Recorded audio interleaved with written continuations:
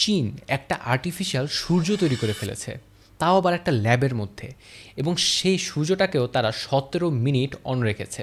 এই সূর্যের টেম্পারেচার ছিল 100 মিলিয়ন ডিগ্রি সেলসিয়াস।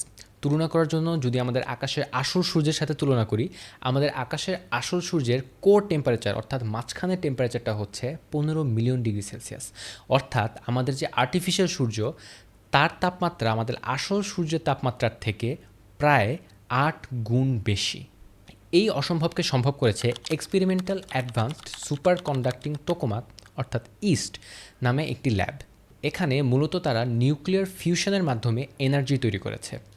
অর্থাৎ যে ঘটনাটা আমাদের আসল সূর্যে ঘটে, ঠিক সেই ঘটনাটাই তারা এখানে মিমিক করেছে, মানে হুবহু নকল করা যাকে বলে আর কি। দেখেন, সূর্য তৈরি করার চেষ্টা পৃথিবীর প্রায় অনেক দেশ করেছে।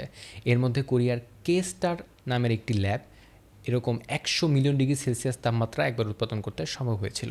এছাড়াও পৃথিবীর অনেক বাঘা বাঘা বিজ্ঞানীরা এই সূর্য তৈরি করার চেষ্টা করেছে, বাট চায়না এটাকে নেক্সট লেভেলে নিয়ে গিয়েছে।